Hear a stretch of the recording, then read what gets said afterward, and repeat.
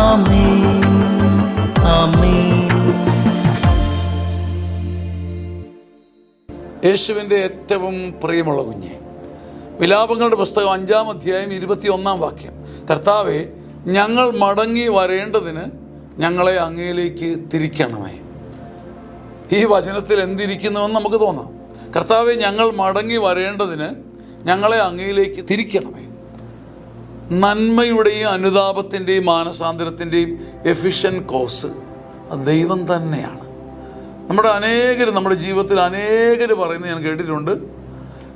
പിന്നെ വേണമെന്ന് വെച്ചാൽ നാളെ തൊട്ട് ഞാൻ റെഡി, നാളെ തൊട്ട് റെഡി. ശരി, ഇന്നലെ വരെയുള്ള എല്ലാം പോക്കോട്ടെ, നാളെ തൊട്ട് ഞാൻ റെഡി. പിന്നെ നമ്മൾ മനസ്സ് വെച്ച കാര്യം നടക്കത്തില്ലേ? ഇതിനകത്ത് പകുതി കാര്യമുണ്ട്. ഞാൻ എപ്പോഴും പറയുന്നത് പകുതി കാര്യമുണ്ട്.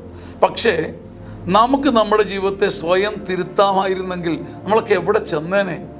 ഒരൊറ്റ നിമിഷം കൊണ്ട്, ഒരു ഡിസിഷൻ കൊണ്ട് ജീവിതത്തെ മുഴുവൻ മാറ്റിമറിക്കാൻ കഴിഞ്ഞിരുന്നെങ്കിൽ നമ്മുടെ ഡിസിഷന് അതിൻ്റെ വിലയുണ്ട്, തീരുമാനത്തിന് അതിൻ്റെ സത്യമുണ്ട്, ശക്തിയുണ്ട്. ഇതൊന്നും റൂൾ ഔട്ട് ചെയ്യുന്നില്ല. പക്ഷേ അങ്ങയിലേക്ക് മടങ്ങി വരേണ്ടതിന് നമ്മളെ ആദ്യം ഒന്ന് തിരിക്കാൻ ദൈവം തന്നെ മനസ്സാകണം.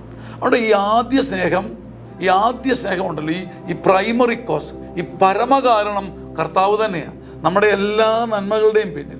അവിടെ നമുക്ക് വീരവാദങ്ങൾ അവസാനിപ്പിക്കാം.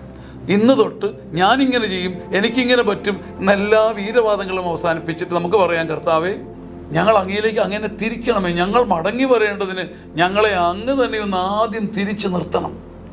കർത്താവിൽ ശരണപ്പെടുന്ന ഒരു മനുഷ്യനും അന്തിമമായി തകരുകയില്ല. ആമേൻ, ആമേൻ, ആമേൻ.